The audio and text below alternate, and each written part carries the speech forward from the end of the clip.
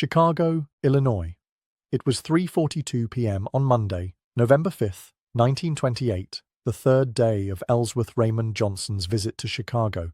when he sat in Frank Nitty's third-floor office at the Metropole Hotel, reviewing the detailed financial projections that showed exactly how much money he could expect to earn if he successfully established a beer and liquor distribution operation in Harlem using supplies provided by Al Capone's organization. The numbers were staggering to Johnson, who'd never seen so many zeros on a page that represented potential income rather than someone else's wealth, who'd been earning $50 to $75 weekly from protection rackets and enforcement work in Harlem, and who was now looking at projections suggesting he could generate $400 to $600 weekly in personal profit within 3 months of starting operations, increasing to potentially $2,000 weekly within a year. If the business grew as Nitty expected, annual income of over $100,000, more money than most black families in Harlem would earn in multiple lifetimes, more wealth than the successful black doctors and lawyers and business owners who represented the pinnacle of legitimate black achievement in 1928 America, more financial power than Johnson had ever imagined possessing. Nitty, who'd spent his entire career working for Italian criminals and who'd rarely, if ever, dealt with black operators as potential business partners rather than as subordinates or competitors, seemed to be enjoying Johnson's reaction to the financial projections, clearly pleased that the young man from Harlem understood numbers well enough to grasp the significance of what Capone was offering, smart enough to ask detailed questions about costs and profit margins and operating expenses, and ambitious enough to be genuinely excited about the opportunity rather than intimidated by the complexity of managing a large-scale distribution operation. Chicago, Illinois. It was 9:47 p.m. on Saturday, November 3rd, 1928, when Ellsworth Raymond Johnson, 23 years old, stepped off the 20th Century Limited at Union Station in Chicago, carrying a single leather valise and wearing a dark wool suit that had cost him more money than most Harlem families earned in 2 months, though considerably less than the tailored Italian suits worn by the men who'd sent the telegram requesting his presence in the Windy City. The young man, who would later be known throughout Harlem as Bumpy Johnson, had been in the criminal underworld for only 5 years, working his way up from street-level protection rackets to become one of the most trusted enforcers for the emerging numbers operations that were generating thousands of dollars weekly in Harlem's black community. But he'd never been to Chicago, had never met the legendary Italian gangsters who controlled the beer and liquor flowing across the Midwest, and had certainly never imagined that Al Capone, the most powerful and most notorious criminal in America in November 1928, would personally request a meeting with a young black enforcer from Harlem who'd barely established himself in New York's criminal hierarchy.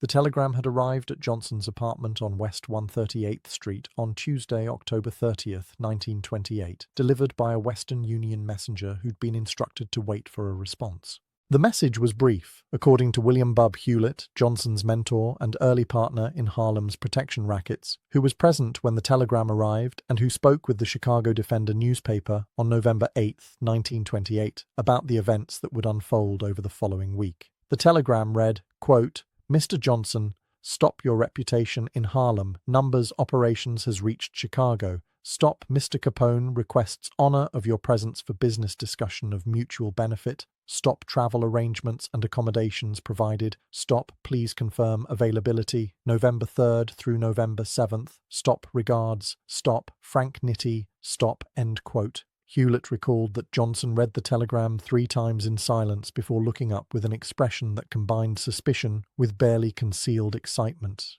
"Who is Frank Nitty?" Johnson asked, though he already knew, because everyone involved in bootlegging and organized crime in 1928 knew that Frank Nitty was Al Capone's chief lieutenant, the man who handled financial operations for the Chicago outfit, and who served as Capone's main contact for business dealings that required discretion and careful negotiation rather than the violence and intimidation that characterized much of the beer wars that had turned Chicago into a battleground between rival gangs fighting for control of the city's illegal alcohol trade. "He is Capone's main business manager," Hewlett explained, according to his account. "This is not a small matter, Bumpy. Capone does not send telegrams to low-level operators. He does not waste time on people who cannot offer him something valuable or who cannot help him solve problems he cannot solve himself. If Frank Nitti is reaching out to you personally, it means Capone knows about the numbers rackets in Harlem, knows about the money being generated, knows that the Italian mobs in New York have not yet taken control of Harlem's policy banks the way they have taken control of bootlegging in other parts of the city, and most importantly, it means Capone sees an opportunity that involves you specifically. Johnson sent his confirmation telegram later that Tuesday evening, agreeing to travel to Chicago on November 3rd and to remain available through November 7th for whatever discussions Capone wanted to conduct. Within 48 hours, a detailed travel itinerary arrived by special courier, along with $300 in cash for expenses and a first-class ticket on the 20th Century Limited departing New York's Grand Central Terminal at 2:45 p.m. on Saturday, November 3rd, arriving at Chicago's Union Station at 9:42 p.m. the same day, one of the fastest and most luxurious passenger trains in America in 1928, a train that catered to wealthy businessmen, politicians, and celebrities who could afford the premium fares and who appreciated the polished mahogany interiors, white tablecloth dining service, and private sleeping compartments that made the overnight journey between New York and Chicago feel less like travel and more like staying at a first-class hotel that happened to be moving at 80 miles per hour across the American countryside. The trip itself was unlike anything Johnson had experienced, according to accounts he later shared with close associates in Harlem. As a young black man in 1928, he'd grown accustomed to the informal but strictly enforced racial segregation that made travel difficult, uncomfortable, and often humiliating for black Americans, who were routinely denied service at restaurants, hotels, and other establishments that catered to white customers, and who were frequently relegated to separate and inferior accommodations when they were permitted to travel at all. But the instructions that had arrived with his ticket made clear that Johnson was traveling as a guest of the Chicago outfit, and that every establishment along the route had been notified that he was to receive the same courteous and professional service extended to any first-class passenger, regardless of race. The difference was extraordinary, Johnson told Hewlett upon returning to Harlem on November 8th. I walked into the dining car, and the maitre d' greeted me by name, seated me at a table with white linens and silver cutlery, brought me a menu with steaks and chops and French wines, treated me like I was some kind of important businessman rather than a black man from Harlem who had no right to be in spaces reserved for white society. Other passengers looked at me with curiosity, some with obvious disapproval, but the staff made clear through their behavior that I was a paying customer entitled to full service, and that anyone who objected to my presence could take their complaints elsewhere. That is power, bub. Not the power to hurt people or to control territory through violence, but the power to change the rules, to make white people treat you with respect, not because the law requires it, but because someone they fear has made clear that mistreating you will have consequences they cannot afford. Johnson arrived at Union Station at 9:42 p.m. and was met on the platform by two men wearing expensive dark suits and fedora hats, one of whom introduced himself as Jack McGurn, whose real name was Vincenzo Gibaldi, a 30-year-old professional boxer turned enforcer who'd become one of Capone's most trusted and most feared gunmen, known throughout Chicago as Machine Gun Jack McGurn due to his preference for Thompson submachine guns and his involvement in numerous gangland killings that had contributed to Chicago's reputation as the most violent city in America during the beer wars of the 1920s. McGurn explained that he'd been instructed to escort Johnson to the Metropole Hotel at 2300 South Michigan Avenue, where Capone maintained offices and living quarters on the 4th floor, and where Johnson had been provided with a suite on the 3rd floor for the duration of his stay in Chicago. The ride from Union Station to the Metropole took approximately 20 minutes through streets that were crowded with Saturday evening traffic, automobiles and streetcars and pedestrians moving through a city that seemed to Johnson to be larger, louder, more industrial, and more aggressively commercial than even New York. A city where the buildings rose higher, the streets stretched wider, and the sense of energy and possibility felt somehow more raw and less refined than the relative elegance of Manhattan, though both cities shared the same undertone of violence and corruption that characterized American urban life in November 1928, 11 months before the stock market crash that would end the prosperity of the Roaring Twenties and usher in the Great Depression. The Metropole Hotel had been Capone's headquarters since 1925, when he'd moved his operations from the Hawthorne Inn in suburban Cicero back into Chicago proper, establishing himself at the Metropole with enough space to house his personal staff, his bodyguards, his business managers, and his guests in a fortress-like environment that featured armed guards at every entrance, bulletproof windows on the 4th floor, and an atmosphere of barely contained violence that made clear to anyone entering the building that this was not merely a hotel but the command center for an organization that controlled beer distribution, gambling operations, prostitution rings, and political influence throughout Chicago and beyond. McGurn escorted Johnson to his third-floor suite at 10:15 p.m. and informed him that Capone requested his presence at breakfast the following morning, Sunday, November 4th, at 9 a.m. sharp in Capone's private dining room on the fourth floor. "Be punctual," McGurn said, according to Johnson's later accounts. "Mr. Capone values time and respects people who respect his schedule. He has set aside the entire morning for your meeting, which means he considers whatever business he wants to discuss with you to be important enough to give you his full attention despite the many demands on his time. Do not make him wait, do not waste his time, and do not assume that his courtesy means he is soft. Mr. Capone is the most dangerous man in Chicago, and he has killed people for less serious offenses than disrespecting his time or his hospitality." Johnson spent Saturday evening in his suite, reviewing everything he knew about Al Capone and the Chicago outfit, preparing for a meeting that could either establish him as a major player in organized crime beyond Harlem or could result in his being found in an alley somewhere with multiple gunshot wounds if he said the wrong thing or offended the wrong person. Alphonse Gabriel Capone, 31 years old, in November 1928, had been born in Brooklyn, New York, on January 17, 1899, the fourth of 9 children born to Italian immigrants, Gabriele and Teresina Capone, who'd arrived in America in 1893 seeking the economic opportunities that had drawn millions of European immigrants to the United States in the late 19th and early 20th centuries. Capone had grown up in the rough neighborhoods of Brooklyn, where poverty, violence, and organized crime were facts of life for working-class Italian, Irish, and Jewish families struggling to survive in a society that viewed recent immigrants with suspicion and often hostility, relegating them to low-paying jobs and overcrowded tenements, and limiting their opportunities for advancement through legitimate channels. Like many young men in similar circumstances, Capone had been drawn into street gangs at an early age, joining the Five Points gang in Manhattan as a teenager and coming under the influence of Johnny Torrio, a sophisticated criminal organizer who recognized Capone's intelligence, ambition, and capacity for violence and who brought him to Chicago in 1919 to work for Jim Colosimo's criminal organization, which controlled prostitution and gambling operations in Chicago's South Side. When Prohibition began on January 16, 1920, banning the manufacture, sale, and transportation of alcoholic beverages throughout the United States, Torrio immediately recognized the opportunity to build a criminal empire based on providing illegal alcohol to a thirsty public that had no intention of actually stopping drinking just because the Constitution said they should. Colosimo, however, was reluctant to enter the bootlegging business, fearing that federal agents would be less tolerant of alcohol violations than they were of prostitution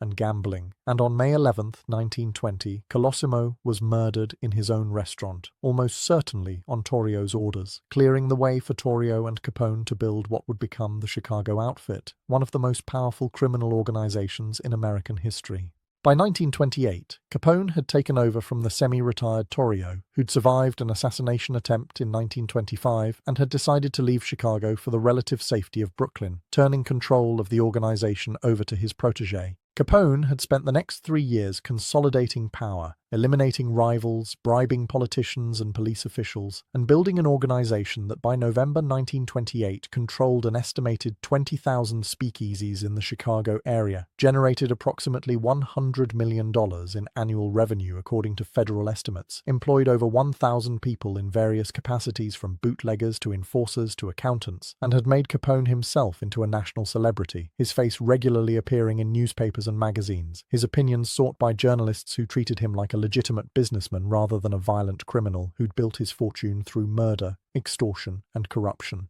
The press called him Scarface due to the prominent scars on his left cheek, the result of a knife fight during his early days in Brooklyn, though Capone himself preferred to be called Al or Mr. Capone, and most people in Chicago, knew better than to use nicknames in his presence, unless they wanted to risk offending the most dangerous man in the city. What most impressed Johnson about Capone's operation, based on everything he'd heard from contacts in New York who dealt with Chicago bootleggers, was not the violence which was commonplace in organized crime and which characterized gang operations in every major American city during Prohibition, but rather the sophistication of the organization, the way Capone had structured the outfit like a legitimate corporation with different departments handling different aspects of the business. from brewing operations to distribution networks, to political relationships, to financial management, all coordinated through a central command structure that maximized efficiency and minimized the kind of internal conflicts that had destroyed other criminal organizations. This was the man requesting a meeting with Ellsworth Bumpy Johnson on Sunday morning, November 4th, 1928, and Johnson spent Saturday evening trying to understand why. Sunday morning arrived cold and overcast, typical Chicago November weather, with temperatures in the low 40s and a grey sky that threatened rain.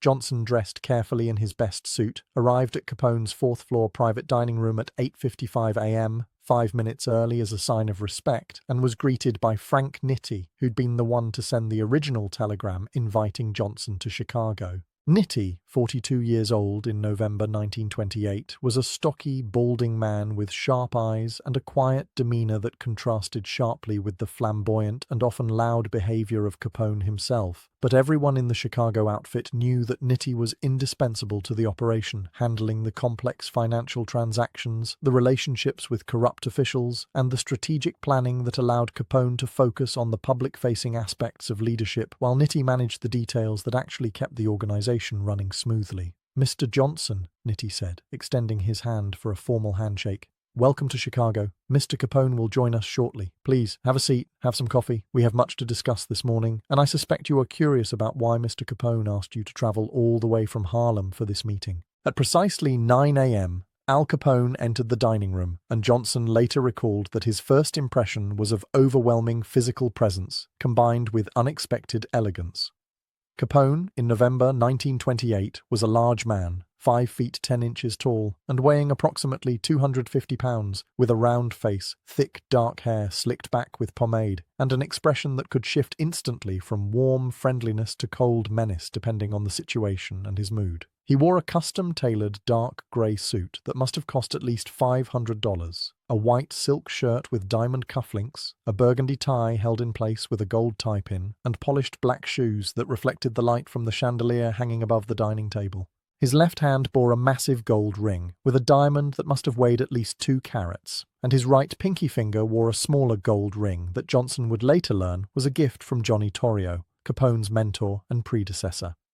But what struck Johnson most powerfully was not Capone's appearance, but rather the way he commanded attention simply by entering the room, the way everyone present, including Frank Nitti, Jack McGurn, and 2 bodyguards positioned near the door, immediately focused on Capone with a combination of respect, fear, and what appeared to be genuine affection, as though they were in the presence of someone who inspired loyalty through more than just intimidation, someone who'd earned their devotion through demonstrated competence, generosity to those who served him well, and an understanding of how to lead men who were themselves dangerous, violent, and ambitious. "Bumpy Johnson," Capone said, his voice friendly and warm, extending his hand for a firm handshake that Johnson returned with equal pressure, demonstrating that he was not intimidated despite being in the headquarters of the most powerful criminal in America. "Welcome to Chicago. I hope your journey was comfortable and that my people have treated you with appropriate respect. I understand that traveling as a black man in America in 1928 presents challenges that men like me do not face. And I wanted to ensure that you arrived here feeling welcomed rather than humiliated, because what I want to discuss with you requires mutual respect, trust, and an understanding that despite our different backgrounds, we have shared interests that could benefit both of us substantially if we can reach an agreement." They shared breakfast, a lavish spread of eggs, bacon, sausage, fried potatoes, toast, fresh fruit, and coffee served by 2 waiters who attended to their needs with professional efficiency, while Capone made small talk, asking about Harlem, about the jazz clubs, about the Harlem Renaissance, and the cultural explosion that had made uptown Manhattan into one of the most vibrant and exciting neighborhoods in America in the 1920s, home to writers like Langston Hughes and Zora Neale Hurston, musicians like Duke Ellington and Louis Armstrong, and a thriving black middle class that was building businesses, buying property, and establishing institutions despite the racism and discrimination that limited opportunities for black Americans throughout the country. Capone seemed genuinely interested in Harlem's cultural life, asking detailed questions that suggested he'd done his homework and understood that Harlem in 1928 was not just a black ghetto, but rather a complex community with its own economy, its own cultural identity, and its own criminal underworld that operated according to different rules and customs than the Italian and Irish gangs that dominated organized crime in other parts of New York and Chicago.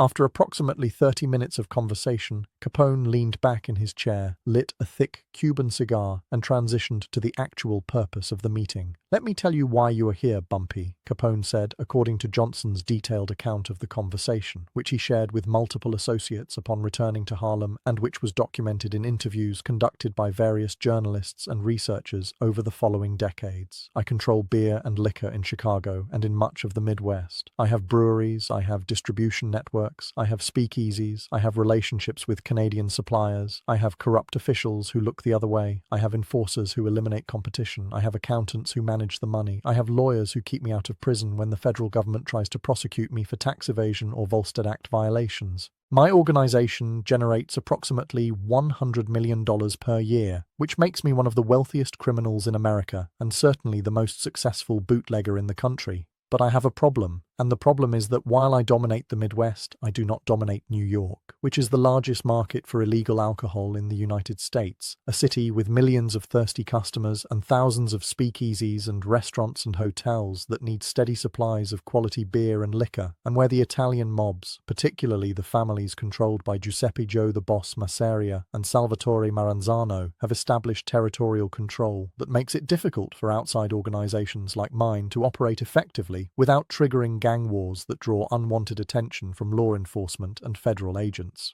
Johnson listened carefully, saying nothing, understanding that Capone was building toward a proposition, and that interrupting would be both rude and potentially dangerous.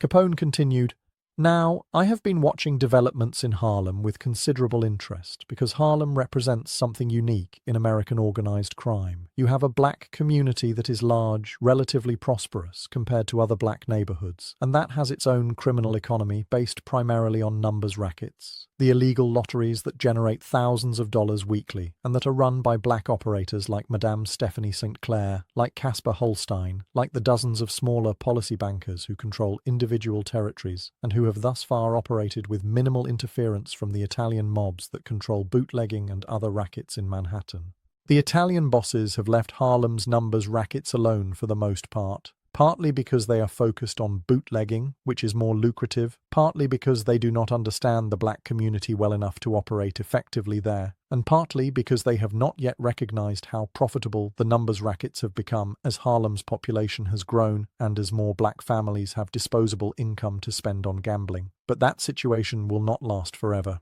Eventually, probably within the next 5 to 7 years, the Italian mobs will decide that Harlem's numbers rackets are worth taking over, and when that happens, there will be a war, and that war will be brutal because the Italians have more men, more guns, more political connections, and more experience with large-scale organized crime than the black operators currently running the policy banks in Harlem. The question, Bumpy, is what happens to you and to Harlem's black criminal operators when that war comes? Because I do not believe you can win that war on your own, but I also do not believe you want to simply surrender Harlem to the Italians without a fight. Johnson considered this carefully before responding, and his response, according to multiple accounts, demonstrated the intelligence and strategic thinking that would later make him one of the most respected criminal leaders in New York. "You are correct that we cannot defeat the Italian mobs in a straight fight," Johnson said. "We do not have their resources, their connections, their experience with large-scale violence and intimidation, but we do have something they do not have,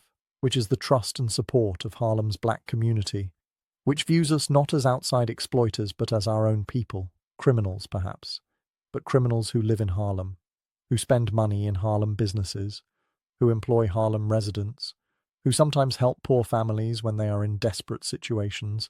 and who are seen as less threatening than white criminals who would take money from Harlem without giving anything back to the community. That trust and that community support is valuable, especially in a neighborhood where white police officers are viewed with suspicion and hostility, where residents are unlikely to cooperate with outside investigators, and where the Italian mobs would face resistance not just from black criminals but from the entire community if they tried to impose their control through violence and intimidation the way they have done in other parts of New York. So the question is not whether we can defeat the Italians in a war, but rather whether we can create a situation where it is more profitable for the Italians to work with us as partners rather than to try to destroy us and take over our operations directly. Capone smiled broadly, clearly pleased with Johnson's analysis. "Exactly," he said. "This is precisely why I asked you to come to Chicago, because you understand the situation clearly, and because you understand that the key to survival in organized crime is not just violence, although violence is certainly necessary at times, but rather creating arrangements where cooperation is more profitable than conflict. Let me tell you what I am proposing, and then you can tell me whether it interests you.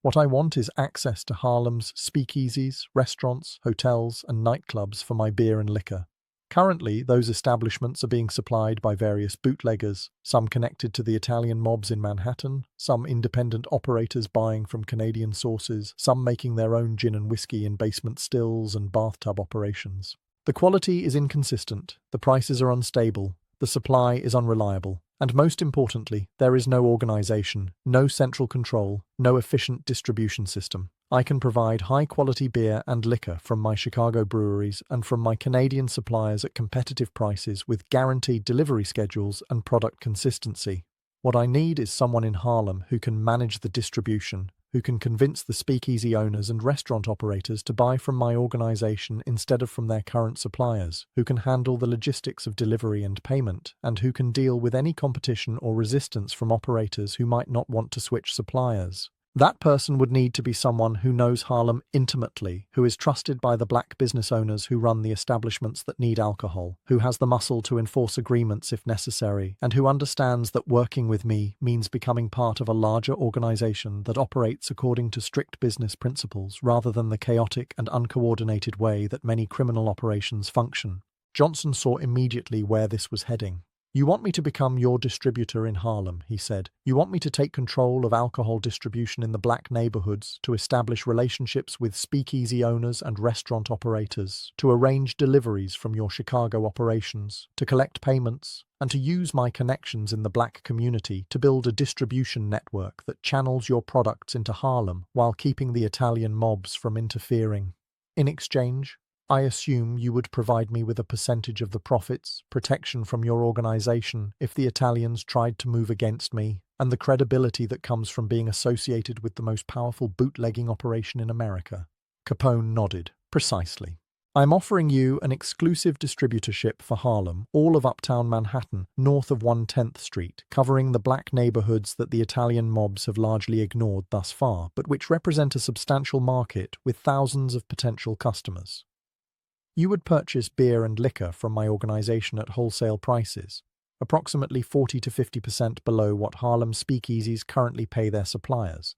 which means you could either undercut the current suppliers on price and rapidly take over the market, or you could match current prices and generate enormous profits for yourself, or some combination of the two strategies depending on what makes sense in different situations. I estimate that within 6 months you could control 70 to 80% of alcohol distribution in Harlem, generating weekly revenues of approximately $20,000 to $30,000, of which you would keep 30% as your profit margin after paying me wholesale cost plus 10% distribution fee, meaning you would personally be earning $6,000 to $9,000 per week, or approximately $300,000 to $450,000 per year, which would make you one of the wealthiest criminals in Harlem and certainly the most powerful bootlegger in the black community. The financial implications were staggering. Johnson, in November 1928, was earning perhaps $50 to $75 per week from his protection rackets and enforcement work for the various numbers operators in Harlem. Decent money that put him in the upper tier of Harlem's working class, but nowhere near the kind of wealth that Capone was offering. $300,000 to $450,000 per year was more money than most black families in Harlem would earn in a lifetime, and it would establish Johnson as not just a criminal operator, but as a major power broker in Harlem's economy, someone with the financial resources to buy political influence, to invest in legitimate businesses, to support community institutions, and to protect himself and his organization from law enforcement and rival criminals.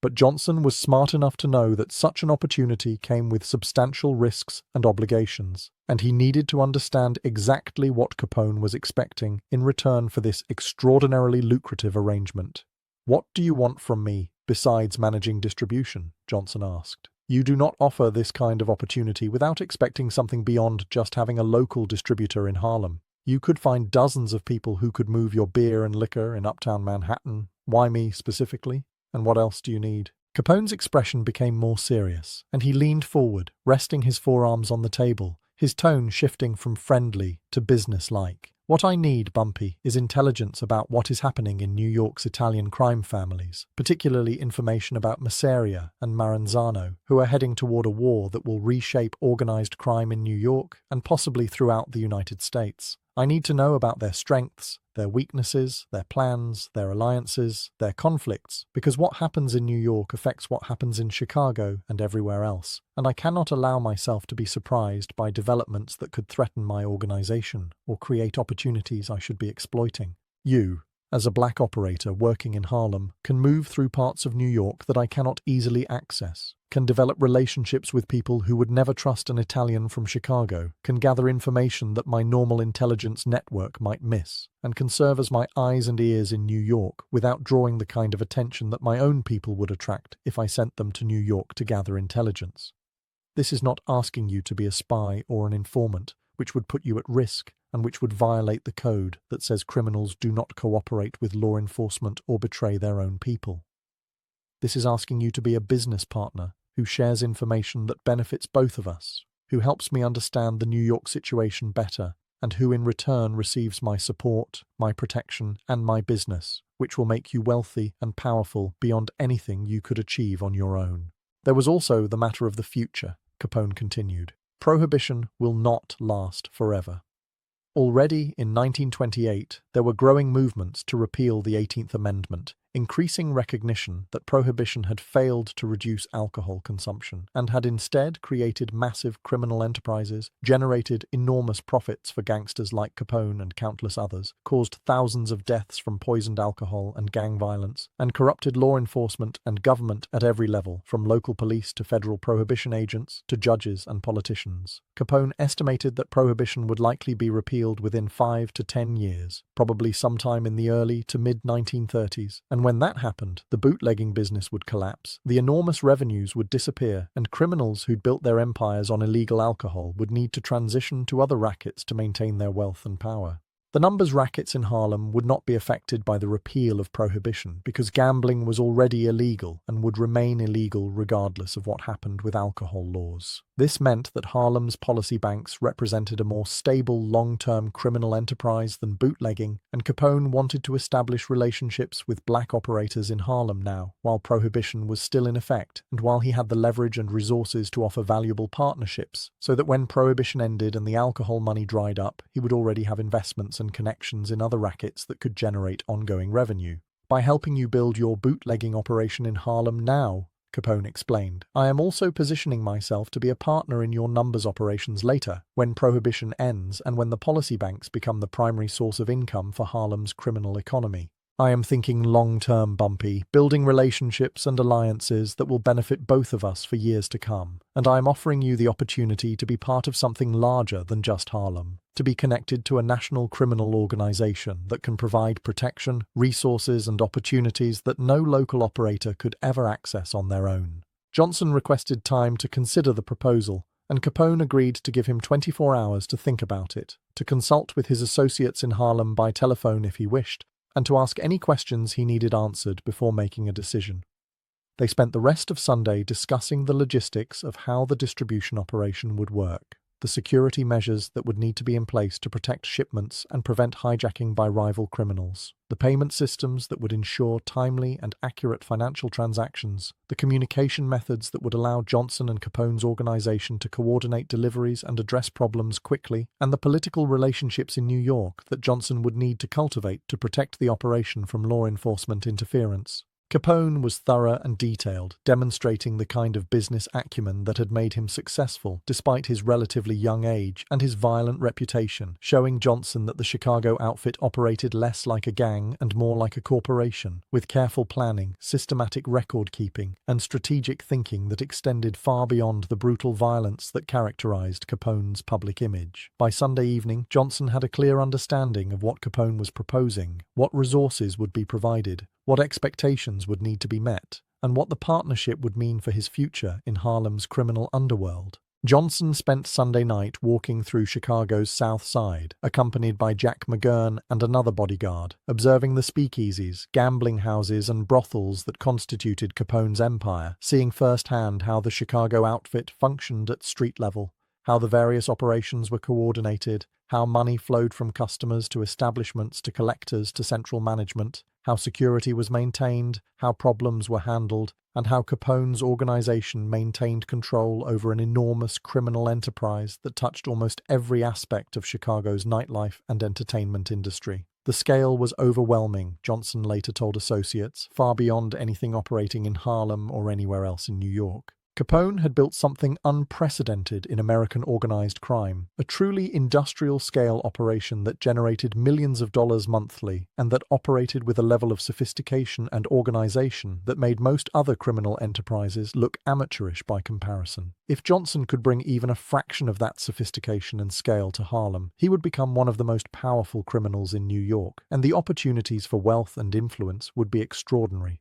Monday morning, November 5th, 1928, Johnson met again with Capone and Frank Nitti in Capone's fourth-floor office to deliver his answer. "I accept your proposal," Johnson said, according to accounts documented by multiple sources who interviewed him about the meeting in subsequent years. "I will establish distribution operations in Harlem. I will build relationships with speakeasy owners and restaurant operators. I will handle logistics and security. I will gather intelligence about developments in New York's Italian crime families. And I will work with your organization as a business partner, but I need certain guarantees from you to make this work. First, I need your commitment that you will not allow the Italian mobs in New York to interfere with my operations in Harlem. If Masseria or Maranzano or any of the other Italian bosses try to move against me or try to take over my distribution network, I need to know that you will use your influence and your resources to protect me and to make clear to the New York families that Harlem is off limits to their interference. Second, I need a direct line of communication to you personally, not just through intermediaries, so that if serious problems arise, I can reach you immediately and get decisions quickly, rather than waiting for messages to travel through multiple layers of your organization. Third, I need your commitment that the numbers rackets in Harlem will remain under the control of black operators, that your organization will not try to take over the policy banks the way the Italians eventually will, and that any future partnership in the numbers operations will be negotiated on fair terms rather than imposed through force or intimidation. And fourth, I need this agreement to be known and respected by your people and by other criminal organizations that you have influence with, so that I am not just your secret distributor in Harlem, but rather a recognized partner whose position is protected by your reputation and your power." Capone agreed to all four conditions without hesitation, and the two men shook hands to seal the agreement. Frank Nitti produced a written contract, unusual for criminal enterprises where agreements were typically made verbally and enforced through reputation and fear of retaliation rather than through legal documents that could be used as evidence in criminal prosecutions. But Capone explained that he preferred to have written agreements with important partners because written terms reduced misunderstandings and provided clarity about expectations and obligations, and because the contracts were deliberately vague enough in their language that they could not easily be used as evidence of criminal conspiracy, even if they were seized by law enforcement. Johnson read the contract carefully, a two-page document that outlined the basic terms of the partnership, the financial arrangements, the territorial boundaries, and the mutual obligations, all written in language that could have described a legitimate business relationship rather than a criminal enterprise, with no specific mention of illegal alcohol, bootlegging, or any activities that violated federal or state laws. He signed the contract, using the alias Raymond Ellsworth, a reversed version of his real name that Capone suggested would provide minimal protection if the document was ever discovered, but would be sufficient for their purposes. Capone and Nitti both signed as well, using their real names because they were already famous enough that aliases would serve no purpose, and Nitti placed the contract in a safe hidden behind a painting in Capone's office, where it would remain for the next 3 years until Capone was convicted of tax evasion and imprisoned in federal prison, at which point the contract disappeared and was never seen again, though multiple witnesses confirmed its existence and general terms in interviews and testimony given over the following decades. The logistics of the operation were worked out over the next 2 days, Tuesday and Wednesday, November 6th and 7th, 1928, in a series of meetings with Nitti and several of Capone's logistics managers who explained in detail how the Chicago operation functioned and how Johnson's Harlem operation would be integrated into the larger network. Beer would be shipped from Chicago breweries to New York by truck, hidden in shipments of legitimate products like furniture, machinery, and food products that provided cover for the illegal cargo, with deliveries made to a warehouse in the Bronx that Johnson would rent and staff with trusted men who could receive shipments, store inventory, and prepare smaller deliveries for distribution to individual speakeasies and restaurants throughout Harlem. Liquor, which was more valuable and easier to transport than beer, would be imported from Canadian suppliers through the same routes that Capone used for his Chicago operations, with shipments coming across the border in upstate New York and then transported by truck to the Bronx warehouse for storage and distribution. Payments would be collected weekly from each establishment buying alcohol from Johnson's operation, with the money deposited in a Chicago bank account controlled by Nitti's financial managers, who would track Johnson's purchases and sales, calculate his profit share, and transfer his portion back to him through a network of intermediary accounts that made it difficult for federal investigators to trace the money, even if they suspected illegal activity. Security would be provided by a combination of Johnson's own men and additional muscle recruited from Harlem's criminal underworld,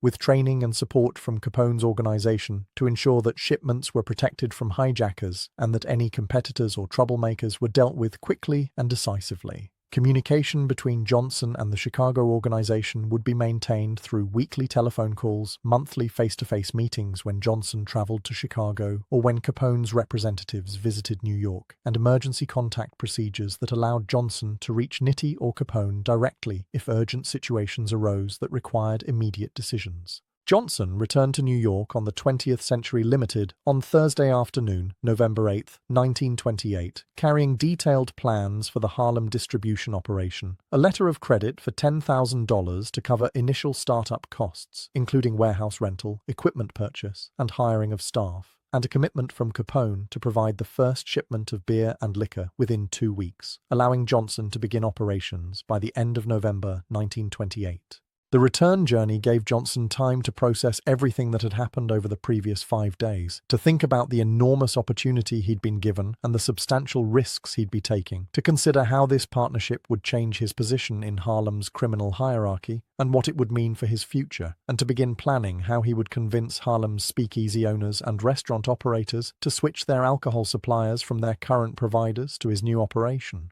He understood that the key to success would be offering better prices, more reliable service, and higher quality products than the competition, combined with the credibility that came from being associated with Al Capone, whose name was known throughout America as synonymous with bootlegging success. Most speakeasy owners were business people who cared primarily about profit margins and customer satisfaction, and if Johnson could demonstrate that buying from his operation would improve their businesses, the transition would happen relatively smoothly. The few operators who resisted for personal reasons or because of loyalty to existing suppliers could be persuaded through a combination of financial incentives and carefully calibrated pressure that stopped short of violence but made clear that cooperation was in their best interests. Back in Harlem on Friday, November 9, 1928, Johnson immediately began implementing the plan he'd developed with Capone's organization. He met with William Bub Hewlett first, explaining the opportunity and asking for Hewlett's help in identifying reliable men who could be trusted with the sensitive work of receiving shipments,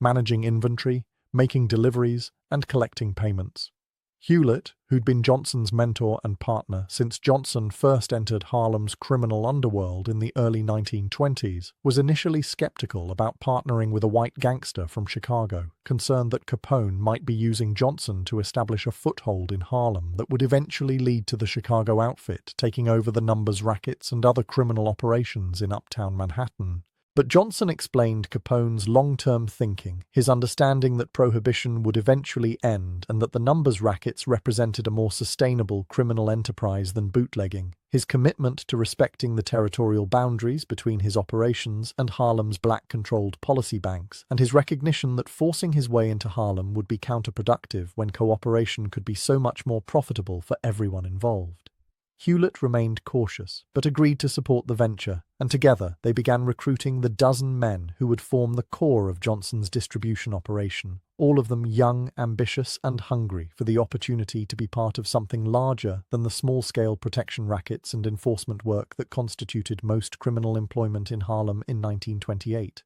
By mid-November, Johnson had rented a warehouse on Brook Avenue in the South Bronx, just across the Harlem River from Upper Manhattan, a location that provided easy access to Harlem while being far enough from the center of black neighborhoods to avoid drawing too much attention from residents or police. The warehouse, a two-story brick building that had previously been used for furniture storage, offered approximately 5,000 square feet of space on the ground floor for inventory storage and a smaller second-floor office area where Johnson could manage paperwork and conduct meetings. He equipped the warehouse with reinforced doors and windows, hired 2 armed guards to provide 24-hour security, installed a telephone line for communication with suppliers and customers, and purchased a truck for making deliveries to speakeasies and restaurants throughout Harlem. The total startup costs came to approximately $8,000, leaving $2,000 from Capone's initial funding for working capital to cover early operational expenses before revenue from sales began flowing in.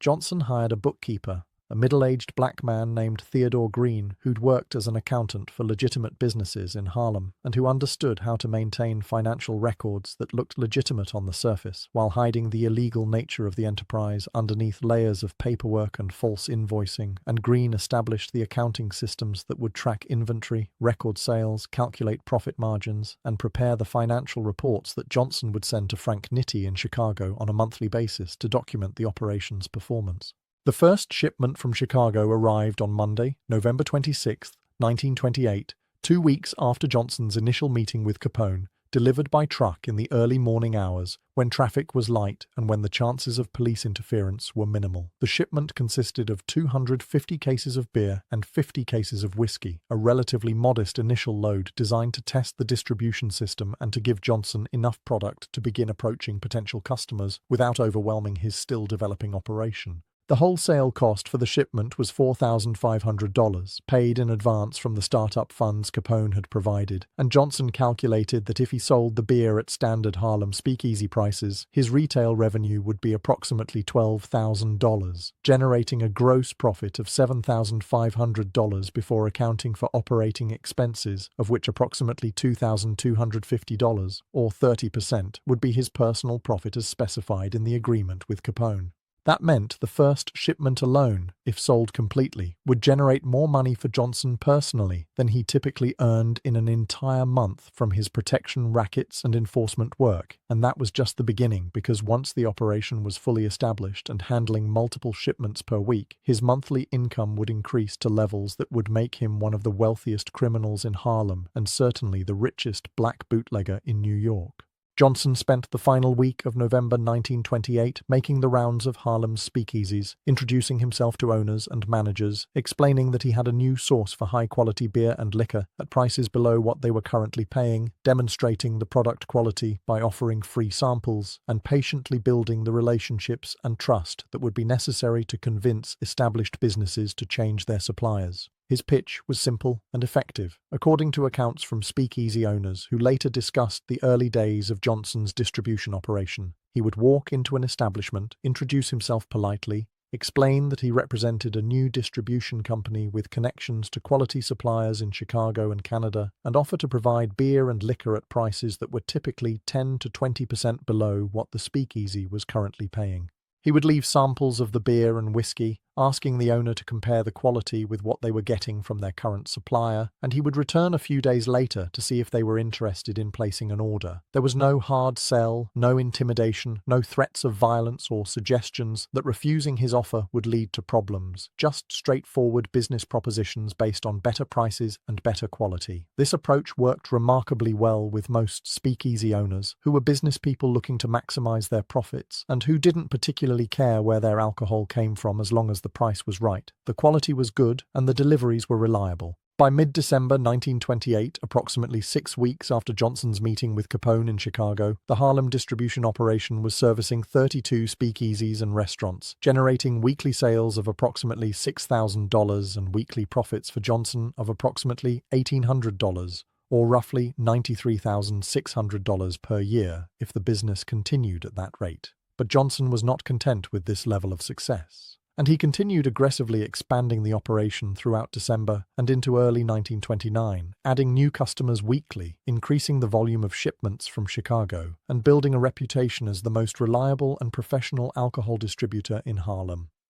His operation stood out from the competition because of its consistency and professionalism. Deliveries happened on schedule, the product quality was uniform and high, the pricing was fair and competitive, and when problems arose, such as damaged shipments or inventory shortages, Johnson handled them quickly and fairly, sometimes absorbing small losses himself rather than passing them on to customers, building goodwill and loyalty that would pay off in the long term as word spread through Harlem's speakeasy owners that Johnson's operation was the best supplier to work with. By March 1929, just 4 months after starting the operation, Johnson was servicing 75 speakeasies and restaurants in Harlem, generating weekly sales of approximately $15,000 and weekly profits of approximately $4,500, or roughly $234,000 annually. This made him one of the wealthiest black criminals in New York, surpassing even some of the major numbers operators whose policy banks had been generating profits for years. More importantly, the success of the alcohol distribution operation gave Johnson credibility and influence within Harlem's criminal underworld that he'd never had before, and speakeasy owners who bought beer and liquor from his operation began asking him to help them with other business problems, from dealing with protection racket operators who were demanding excessive payments to resolving disputes with employees or customers to providing informal security services that kept troublemakers away from their establishments. Johnson understood that these requests represented opportunities to expand his influence beyond just alcohol distribution, and he began offering a broader range of services to the businesses he supplied, positioning himself not just as a bootlegger, but as a problem solver and protector for Harlem's entertainment industry, someone who could be called on when issues arose that required discretion, connections, or occasionally the threat of violence. The intelligence function that Capone had requested as part of their agreement also proved valuable, though in ways that neither Johnson nor Capone had fully anticipated in November 1928. As Johnson built relationships with speakeasy owners, restaurant operators, and other business people throughout Harlem, he gained access to information about what was happening in New York's Italian crime families, because many of the people he dealt with also had connections to Italian bootleggers, to corrupt police officers and politicians who worked with the Italian mobs, and to the various intermediaries and facilitators who moved through multiple criminal worlds and who picked up gossip and rumors and useful intelligence about mob activities, territorial disputes, upcoming gang conflicts, and law enforcement investigations. Johnson began compiling this information in weekly reports that he sent to Frank Nitti in Chicago, careful to distinguish between verified facts and unconfirmed rumors, to identify his sources when possible so that Nitti could assess their reliability, and to highlight information that seemed particularly important or timely. By mid-1929, these intelligence reports had become one of Capone's most valuable sources of information about developments in New York, supplementing the intelligence he received from his own operatives and providing perspectives and details that came from the black community and from the parts of Harlem's economy that white investigators and informants could not easily access. One of the most significant pieces of intelligence Johnson provided to Capone came in September 1929, approximately 10 months after their initial meeting in Chicago, when Johnson's sources indicated that tensions between Giuseppe Joe, the boss Masseria, and Salvatore Maranzano were escalating toward open warfare. The two Italian bosses had been rivals for years, competing for control of New York's bootlegging operations, gambling rackets, and other criminal enterprises. But by late 1929, the competition had become increasingly violent, with both sides recruiting soldiers, stockpiling weapons, and making alliances with other criminal organizations in preparation for what would eventually become the Castellammarese War, a bloody conflict that would reshape organized crime in New York and that would ultimately lead to the creation of the five families structure that governed Italian-American organized crime for decades thereafter. Johnson's report to Capone in September 1929 provided detailed information about which gang leaders were aligning with Masseria and which were supporting Maranzano, what resources each side had assembled, what strategies they appeared to be planning, and how the coming war might affect bootlegging operations and criminal activities throughout New York. Capone used this information to position his own organization advantageously, maintaining neutral relationships with both Masseria and Maranzano, selling beer and liquor to supporters of both sides, and preparing to take advantage of whatever power vacuum might emerge when the war finally started, and when casualties and disruption created opportunities for outside operators to expand their influence in New York's criminal underworld. The partnership between Johnson and Capone continued to develop and strengthen throughout 1929 and into 1930, with Johnson's Harlem distribution operation expanding to serve over 120 establishments by the end of 1930, generating annual revenues of approximately $800,000 and annual profits for Johnson personally of approximately $240,000, making him one of the wealthiest black men in Harlem and certainly the richest black criminal in New York. But more important than the money was the position of power and influence that Johnson had established within Harlem's economy and criminal underworld. He was no longer just a young enforcer working for other people's operations. He was now a boss in his own right, someone who controlled a substantial business enterprise, who employed dozens of men in various capacities, who had relationships with politicians and police officials who could be bribed or influenced, who was connected to the most powerful bootlegger in America, and who was building the foundation for what would eventually become a criminal empire that would dominate Harlem for the next 4 decades. Speakeasy owners who bought alcohol from Johnson's operation began consulting him about business decisions, seeking his advice about expansion plans or personnel problems, or how to deal with corrupt officials who were demanding excessive payoffs. Community leaders in Harlem, including ministers and businessmen and political organizers, began approaching Johnson for financial support for various causes and projects, recognizing that he had money and that he cared about Harlem's black community and that supporting churches, schools, and charitable organizations was good for his reputation and helped maintain the goodwill that allowed him to operate relatively freely, despite the illegal nature of his enterprises. The long-term impact of the Johnson-Capone partnership on Harlem proved to be even more significant than either man could have anticipated in November 1928.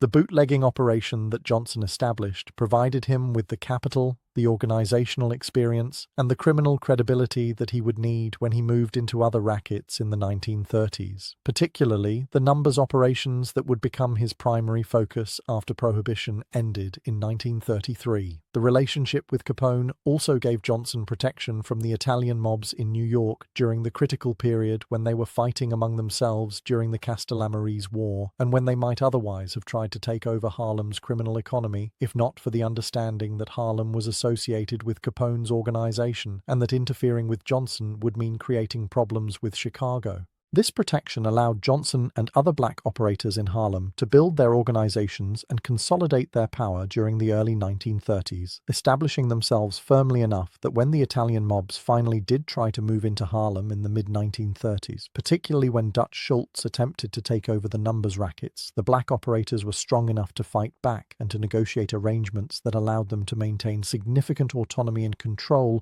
rather than being completely subordinated to Italian control the way black criminals in other cities were often forced to accept. Perhaps most importantly, the partnership demonstrated to Johnson and to other black criminals in Harlem that it was possible to build large-scale criminal enterprises to compete successfully with white gangsters who had traditionally dominated organized crime, to establish businesses that generated serious money and real power, and to create organizations that operated according to professional business principles rather than the chaotic and often self-destructive patterns that characterized many small-time criminal operations. The lessons Johnson learned from observing Capone's organization in Chicago in November 1928, the systems and structures that he implemented in his Harlem distribution operation throughout 1929 and 1930, and the experience of managing a complex criminal enterprise that involved logistics, finance, personnel management, customer relations, security, and political relationships all prepared him for the larger role he would play in Harlem's criminal underworld in the 1930s, 40s, 50s, and 60s, when he would become known as Bumpy Johnson, the godfather of Harlem, one of the most powerful and most respected black criminals in American history. The partnership between Johnson and Capone lasted until Capone's conviction for tax evasion in October 1931 and his imprisonment in federal prison, at which point control of the Chicago outfit passed to Frank Nitti and other lieutenants who maintained the business relationship with Johnson, but without the same personal connection and mutual respect that had characterized the original agreement. When Prohibition ended in December 1933 with the ratification of the 21st Amendment, the bootlegging business collapsed almost overnight, and Johnson's alcohol distribution operation, like bootlegging operations throughout America, lost its primary source of revenue. But by that time, Johnson had already transitioned much of his energy and resources to the numbers rackets, taking advantage of the organizational skills and business experience he'd developed during his 4 years as Harlem's leading black bootlegger to build a policy banking operation that would generate steady income for decades, that would survive the attempts by Dutch Schultz and later by the Italian mob families to take over Harlem's numbers rackets, and that would make Johnson into a legend, a figure whose name would be synonymous with Harlem criminal power, whose story would inspire books and movies and television series, and whose influence would extend far beyond the criminal underworld to touch politics, culture, and community life in Harlem throughout the mid-20th century. Looking back from the vantage point of decades later, the November 1928 meeting between Al Capone and Bumpy Johnson appears as one of those pivotal moments in history when decisions made by a few individuals in private conversations changed the course of events for an entire community. What Capone offered Johnson was not just a business opportunity, but a vision of what black criminals could achieve if they operated with the same sophistication and organization that characterized the most successful white gangsters. And what Johnson demonstrated by building a successful distribution operation in Harlem was that black operators could compete at the highest levels of organized crime, could manage complex businesses, could build organizations that generated serious revenue, and could earn the respect of powerful white criminals who judged them based on competence and results rather than on race. This was revolutionary in 1928 America, a country where black people were systematically excluded from most economic opportunities, where racist assumptions about black inferiority were widely accepted even among otherwise intelligent people, where the criminal underworld was one of the few areas where ambitious black men could sometimes achieve power and wealth despite the obstacles placed in their way by a racist society. Capone saw past the racial prejudices of his time, recognized talent and potential in a young black enforcer from Harlem, and offered him an opportunity that changed his life and that ultimately changed Harlem itself. The story of how Al Capone made a deal with Bumpy Johnson in 1928 became part of Harlem's oral history, a tale told and retold in speakeasies and policy banks and on street corners, a story that grew in the telling and that acquired legendary status as the years passed, and as Johnson's reputation grew from promising young criminal to established boss to legendary godfather of Harlem. Some versions of the story emphasized the mutual respect between the two men, the way Capone treated Johnson as an equal despite the racial hierarchies that governed American society in 1928. Other versions focused on the business acumen that both men demonstrated, the careful planning and strategic thinking that turned a simple distribution agreement into a partnership that lasted for years and that generated enormous profits for both sides. Still, other versions highlighted the impact the partnership had on Harlem, the way it protected the black community from the worst excesses of Italian mob control, the way it allowed black criminals to maintain autonomy and power in their own neighborhoods when black operators in other cities were being subordinated to white criminal organizations, and the way it demonstrated that black people could build and manage sophisticated criminal enterprises that competed successfully with the best white gangsters in America. Years later, in 1964, when Bumpy Johnson had become one of the most powerful criminals in New York, and when his wife and daughter would be publicly humiliated in a Fifth Avenue boutique by a racist white businessman, the connections and skills and resources that Johnson would use to systematically destroy that businessman's empire would trace their origins back to lessons learned from Al Capone in November 1928. The understanding of how to build business relationships, how to leverage connections for maximum effect, how to coordinate multiple simultaneous actions to create overwhelming pressure, how to use legitimate business mechanisms as weapons against enemies, how to operate with sophistication and planning rather than just crude violence. All of these capabilities that Johnson would demonstrate in 1964 had their roots in what Capone taught him in 1928, in the systems and methods and strategic thinking that Capone shared with the young Bumpy Johnson during their meetings in Chicago, and that Johnson adapted and refined over the following decades as he built his own criminal empire in Harlem. The legacy of the Capone-Johnson partnership extended well beyond the two men themselves, shaping organized crime in Harlem for generations, establishing precedents for cooperation between black and white criminals that would influence how different ethnic groups interacted in the criminal underworld, and demonstrating that black operators could achieve success at the highest levels of organized crime if they were given opportunities and if they had the talent and determination to capitalize on those opportunities. The partnership also illustrated one of the fundamental truths about organized crime in America, that criminal enterprises often demonstrated more racial integration and cooperation than legitimate businesses and institutions in the same era, because criminals judged each other based on competence, reliability, and the ability to generate revenue rather than on skin color or ethnic background, and because the illegal nature of their activities forced them to form alliances and partnerships that crossed racial and ethnic lines in ways that would have been unusual or impossible in the legitimate economy of 1928 America. Al Capone, despite being a product of his time and certainly not immune to the racial prejudices that characterized American society in the 1920s, recognized talent when he saw it, understood that working with Bumpy Johnson would be more profitable than excluding him based on race, and made a business decision that reflected the pragmatic and opportunistic nature of successful criminals who cared more about making money than about maintaining artificial racial hierarchies. For Harlem, the impact of what happened in November 1928 was transformative, though the full effects would take years to become apparent. The bootlegging operation that Johnson established with Capone's support brought organization, professionalism, and substantial capital into Harlem's criminal economy at a critical moment when the neighborhood was growing rapidly, when the Harlem Renaissance was attracting national attention to the cultural and intellectual achievements of Black Americans, and when the numbers rackets were generating increasing amounts of money that could be used to build criminal organizations capable of resisting outside control.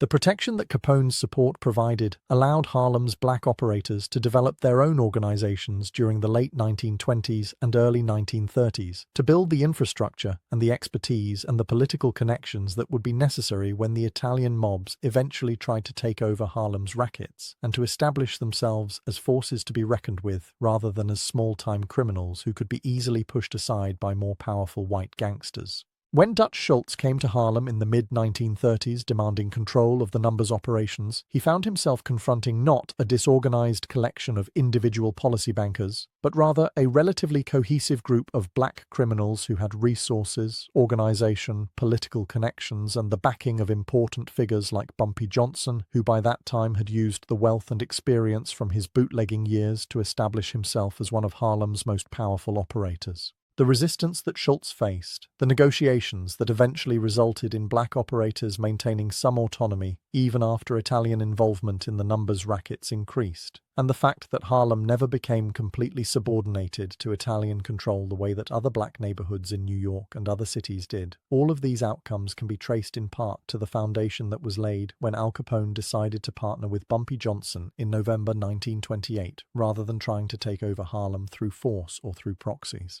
The story also illustrates the complex and often contradictory nature of criminal leadership in American urban communities during the early 20th century. Bumpy Johnson was simultaneously a violent criminal who hurt people, an exploiter who made money from illegal gambling that often took money from poor families who could not afford to lose, and a community figure who helped residents when they were in trouble, who supported churches and schools and charitable causes, who employed Harlem residents and spent money in Harlem businesses, and who was seen by many in the black community as a protector against outside exploitation, even though he was himself exploiting the community through his criminal activities. This dual nature, the capacity to be both predator and protector, both criminal and community leader, characterized many of the most successful black gangsters in the era before the civil rights movement opened up more legitimate opportunities for black economic advancement. And it reflected the reality that in communities where legitimate economic opportunities were severely limited by racism and discrimination,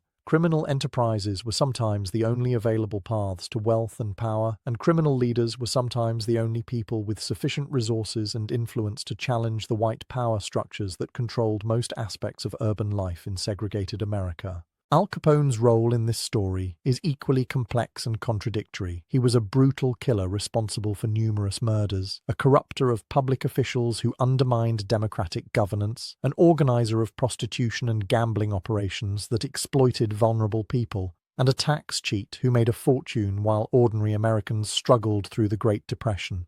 But he was also a shrewd businessman who recognized talent regardless of race, a strategic thinker who understood that cooperation could be more profitable than conflict, and someone who was willing to take a chance on a young black criminal from Harlem at a time when most white gangsters would have dismissed Johnson as beneath their notice or would have tried to exploit him rather than partnering with him as an equal. The fact that Capone treated Johnson with respect, that he shared business knowledge and organizational expertise, that he protected Johnson's operation from interference by Italian mobs in New York, and that he honored the terms of their agreement for as long as he remained free and in control of the Chicago outfit. All of these actions demonstrated a capacity for fairness and honor within the criminal world that stood in stark contrast to the violence and ruthlessness that characterized other aspects of Capone's career. This complexity, the coexistence of brutality and business acumen, of violence and honor, of exploitation and generosity, was characteristic of the most successful criminals in the Prohibition era, and it helps explain why figures like Capone and later Johnson himself became legendary, because they represented something more than just criminals. They represented a kind of alternative American success story, outsiders who built empires through intelligence and determination, and who achieved wealth and power despite starting from disadvantaged positions